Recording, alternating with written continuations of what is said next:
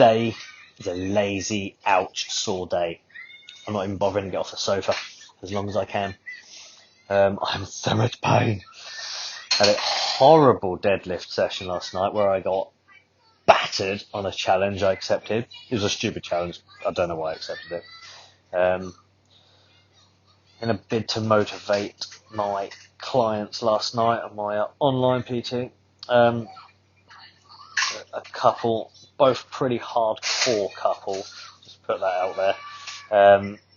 But I said, I know, as it's a deadlift session for them, let's have a little challenge to try and motivate me and keep moving as well, more for me than them. They've got to lift 10,000 kilos, right, 10 ton, before me, between them.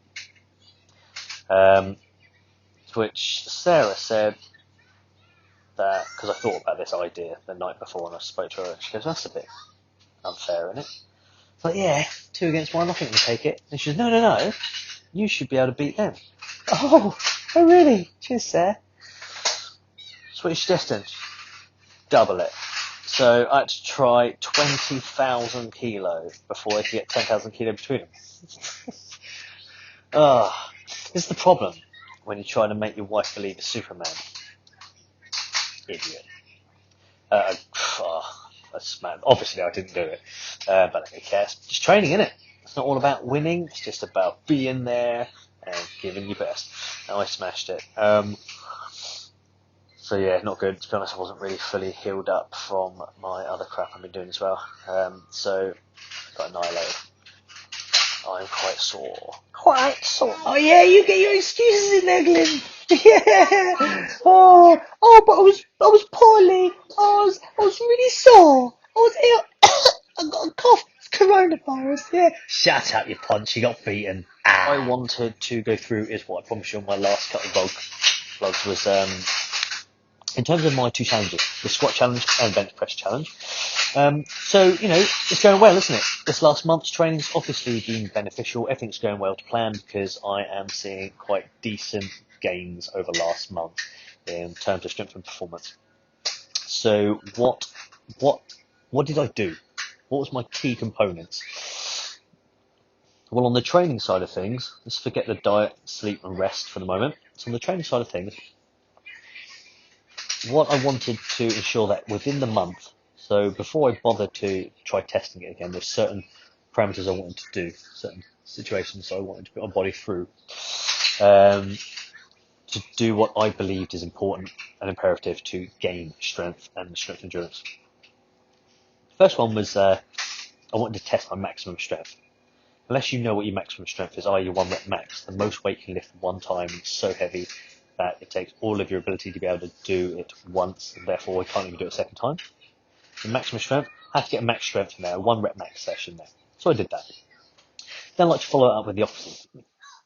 Didn't actually explain what you were talking about there though, did you, Glenn? Hey, 1 rep max, it's important to know, because unless you know what your 1 rep max is, how can you work out what your 40%, 50%, 60% effort is? Just got to explain that bit. Add that little bit back in there. Then I like to follow it up with the opposites, the endurance side of things. Lifting something a fuck ton of times. I like to do the 100 rep challenge. And so I did the 100 rep challenge with, I usually choose about 60% weight. So I just took that as say 100 kilo. And hang on, sorry. Yes, darling, hang on, sweetie. I'm on the phone, princess. I'm just doing a little vlog. Nice. Anywho, just a minute. Thank you, happens it. Oh, did you? I'll get you a new one in a moment. Okay, good stuff. So I went 60%. So I went 60 kilo for both the squat and the bench, because the weights are pretty similar, to be honest, which is probably wrong, isn't it? But I've never been a great squatter. So 60 kilo and did 100 reps, which was horrific. And then I also wanted to get some 5x5 sessions in. 5x5 session I see is one of the bread and butter staple exercise sessions to do to building strength. you're not necessarily looking to fatigue on these sessions. You're just you're looking at pushing your body to fatigue, if you like, over a period of time, not just in one thing that you're doing it. But you ultimately want to achieve all reps of the 5 sets, so 5 by 5. I look so old. Look how old I look. Such an old, haggard, old, fucking old thing. I'm having a day, I think. I quite like my new hair. You like my new hair? Oh, obviously, I woke up like this. I haven't done anything with it. Should probably have sorted out my appearance before I come and mortalise myself to the world, shouldn't I?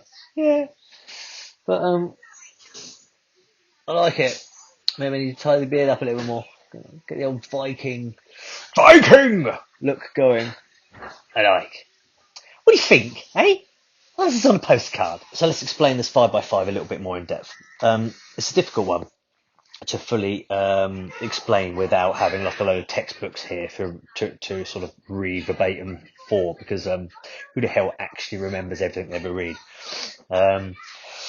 So in short, what we're looking at is fatigue is so important. Okay, when you're training, you remember you're only ever creating an environment to promote accelerated evolution in. Really, you're putting your body into a situation which is constantly failing to meet a demand put upon it. So as it repairs, it starts to try to evolve bigger, faster, stronger, be able to cope with whatever you're doing to it. Now, there's been extensive studies on this. Is the importance in terms of growing strength and gaining strength and muscle size, is it really important to reach fatigue all the time? And there's enough evidence coming out now to say it's fairly conclusive that actually not only is it not imperative to reach fatigue every single session, you actually shouldn't. The general consensus in the scientific community, anywho, is you shouldn't overload your body more than 2 weeks out of 4 with heavy weight. It starts to stress your endocrine system out too much. Heavy weight, what do we mean by that? Again, it's anything over 3 reps.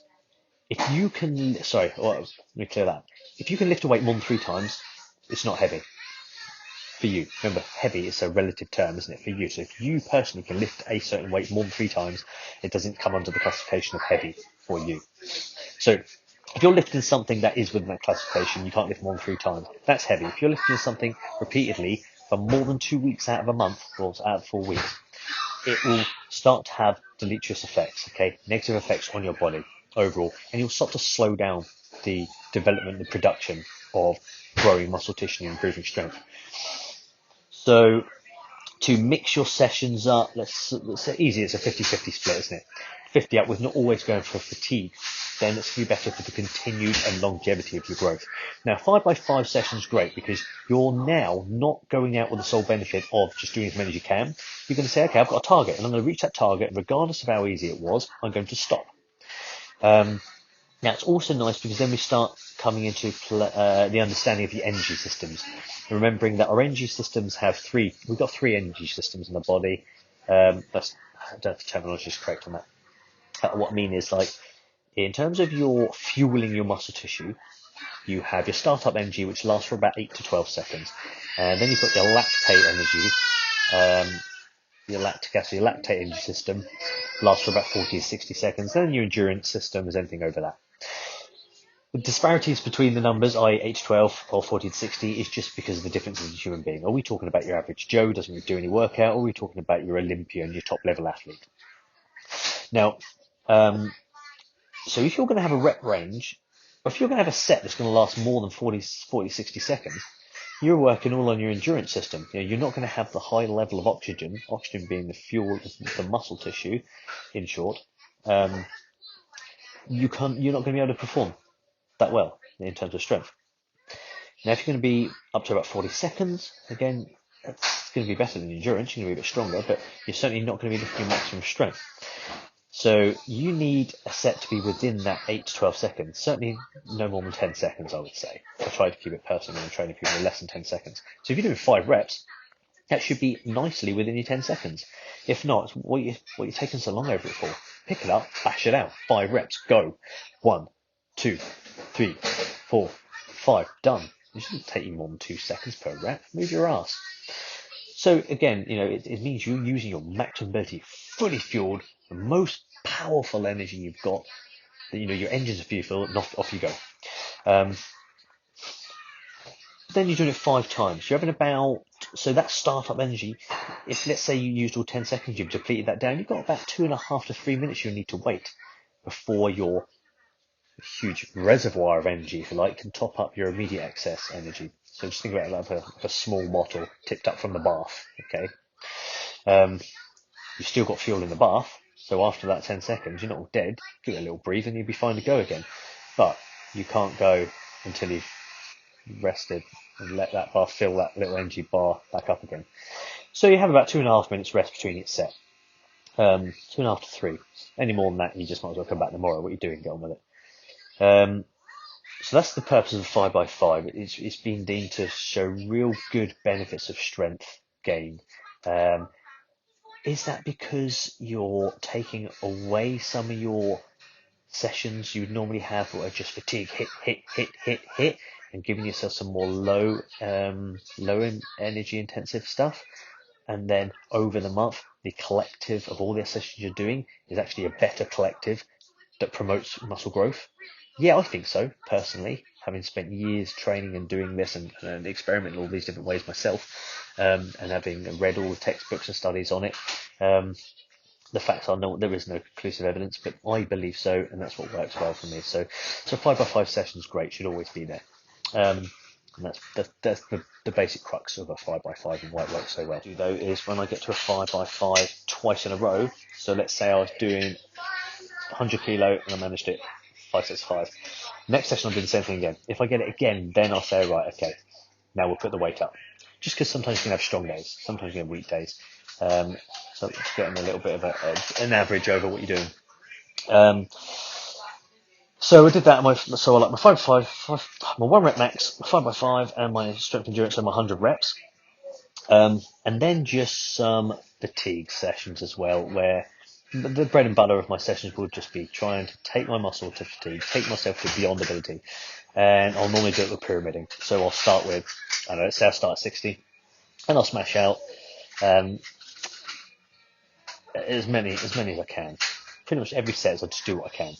Then I'll up it like 10 kilo at a time. So 60, I'll do 70 as many as I can, 80 as many as I can, 90, 100, until I'm getting to the point where I'm only getting 1 rep. If you only get 1 rep, start working down. Push 1 rep, and I'll stay with that until I can't get that 1 rep. So let's say I work up to 110, which I think on the bench was my current. When I get to the point where I can't even do 1 rep on it, then I'll take it down 90, then 80, and then 70. And I'll keep going all the way down to the bar. And I'll generally finish with, say, a 100 rep or a maximum effort on the bar, so fatigue on the bar.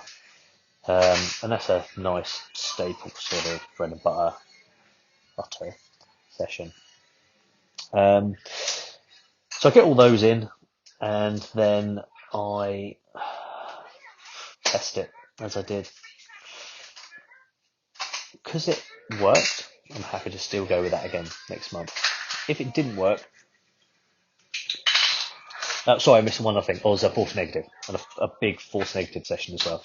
Meaning, let's say I can do 100 kilo for a good 1 or 2 reps.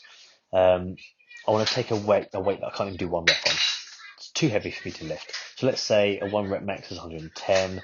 I'll probably take 120, maybe even 130. Something that as soon as I off rack it, it's a bit struggling. It feels like it's going to collapse down, and you just take it down as slow as you can. You control that weight all the way down. Yeah, you're not going to win. You're not going to be able to push it back up. You're not going to be able to even stop it and hold it still, nice isometric hold. But you are certainly going to stop it free falling. You're going to fight against it all the way down. And that, I think, is one of the biggest strength gaining sessions you can do. It's certainly my favourite for building confidence in the weight. If you don't do these sorts of things, then it means that every time you come for that challenge weight, always the heaviest thing you've ever lifted, always the scariest thing you've ever lifted. It's always there as a first thought and a general thought throughout the session or the rep, of like, oh God, this is scary, this is horrible. You don't want that. You're already on the back foot. You want to pick something up and think, I felt heavy in this. But it's not just about the muscle tissue. The other importance of that is getting the rest of the body, rest of the structure, ready and involved and trained to lift that heavy weight. So what holds the muscles to the bone? The tendon. Getting them and their grip onto the muscle and their grip onto the bone tight and strong. It's getting the bones themselves to be nice, dense and strong. Smaller people like myself, classically ectomorphs, people that aren't really designed to be strong, your endurance type bodies, we suffer. You can normally point this out by nice thin little joints, thin gay little wrists and elbows, knees, that sort of thing, skinny little legs. We suffer in our limbs with heavy weight and feeling the bone strain. I'd say every 4 months or so, if my training's on point, I go through bone strain issues where whatever weight I'm lifting feels like my bone's going to break. It's horrific, it's horrible. But only through putting yourself through that scenario and that situation, put yourself into that fire, if you like, do you create enough stress to force a reason to start densening your bone tissue, creating more internal fibres to start growing and make your bones stronger. A very important thing as we get older. That's the sort of thing that lacks, especially in females, elderly females, more susceptible to that muscle bone wasting, osteoporosis. So any form of impact to heavy lifting is fabulous for that, and we'll combat that. So I think false negatives, really important, which you would have seen in the sessions over this last month. If you haven't seen it, back you go and have a look.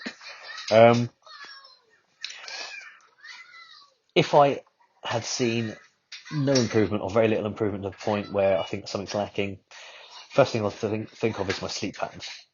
That's one of the most important things. I think, like, what has my sleep been like? Sleep can't be an issue at the moment, can it? Sitting around doing next to nothing most of the time, sleeping way more than I normally would.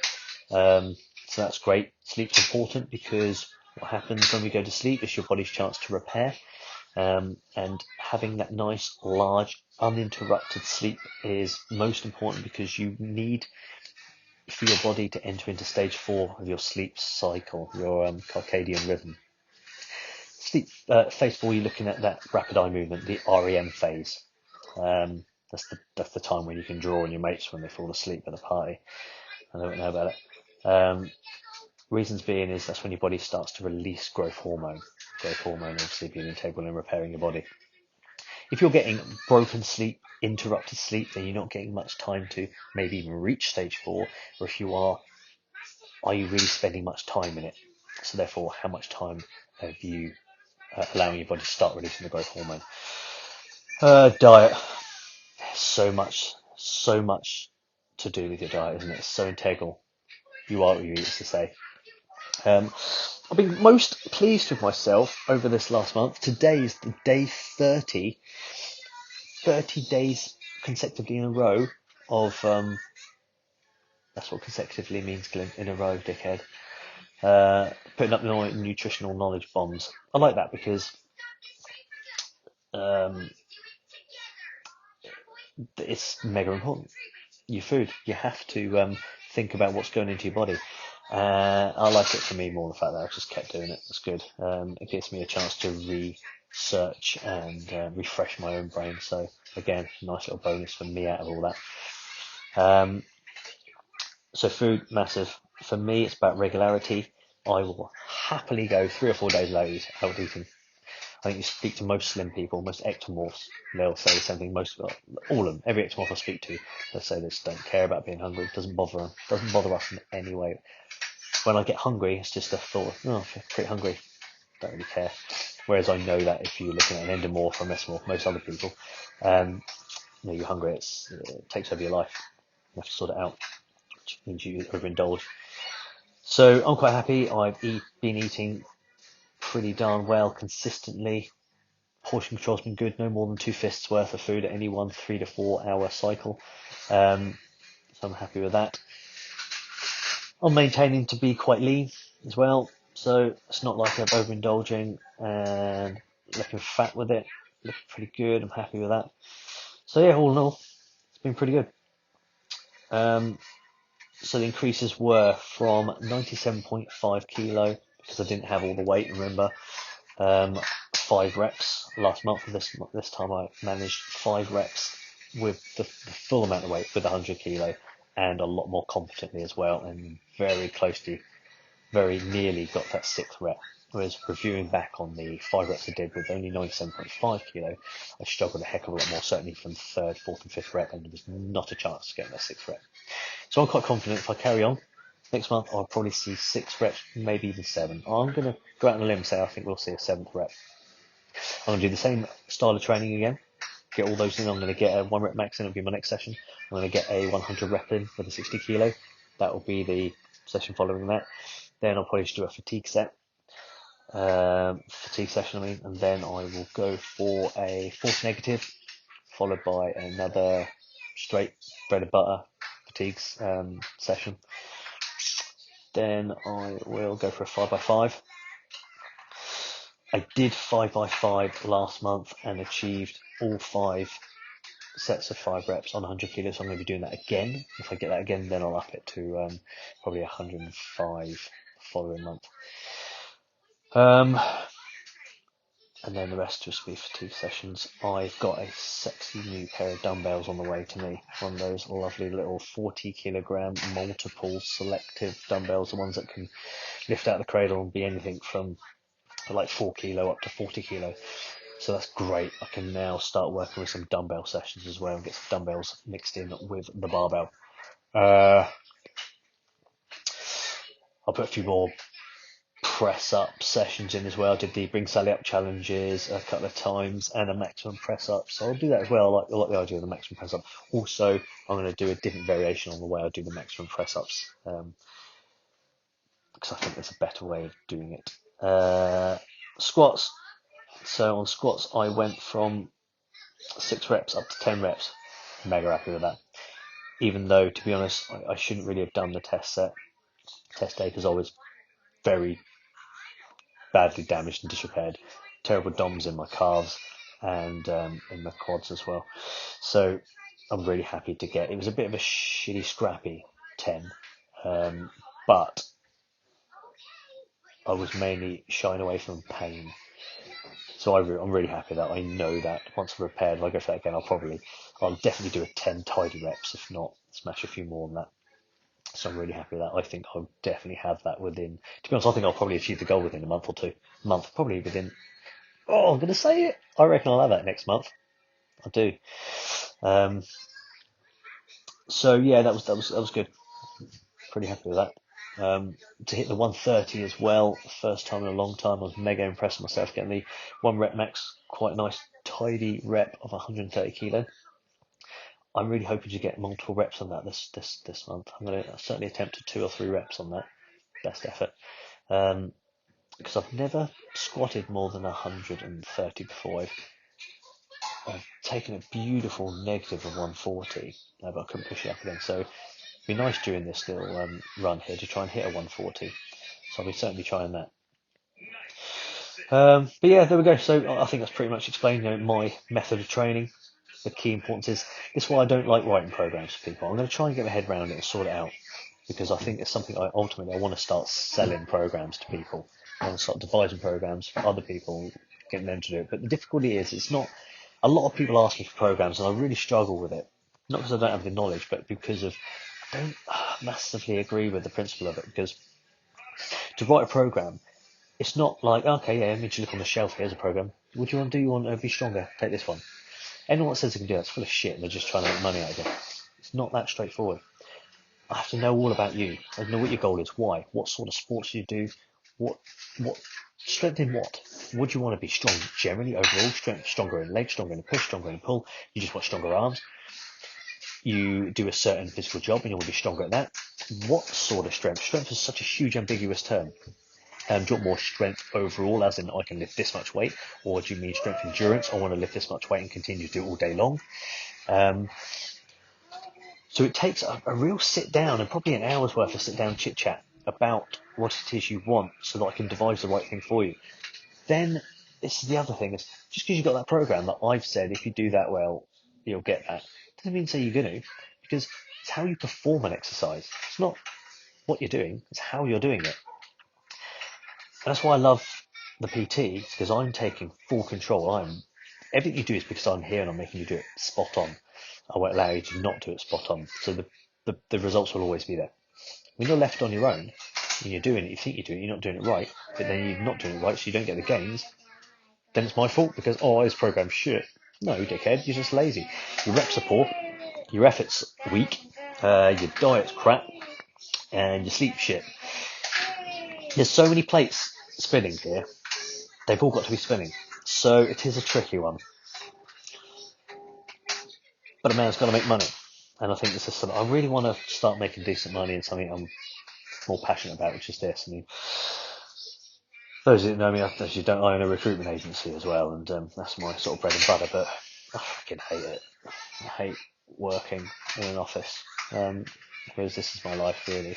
I want to do more like this, so I need to start trying to monetize it a term more sensibly. So yeah, like I say, that's what I'm doing in my program, but it's not just about the program, it's about everything. It's the whole kit kat caboodle. What I wish is people would approach me and say, look, don't necessarily want to do PT, but I want a program to follow. Can we sit down and chat about it, or can we talk about what it is, so I can get all that information from you and then devise that plan. And once given that plan, then there'll be a certain amount of, even if it's just online like this now, but explaining how you're going to perform these sessions to ensure you get the benefit out of it. But then, yeah, it's a lot of time consuming, isn't it? It's very time intensive, and I don't think people would want to spend the sort of money that I'd have to charge to make that worthwhile. Who the fuck wants to work for a whole day for a tenner? You know what I mean? I don't know. Maybe some of you out there are a bit more savvy and can guide me on that. That would be appreciated. Thanks. Anyway, that's enough. I'm going to continue sitting on my painful ass. Ciao.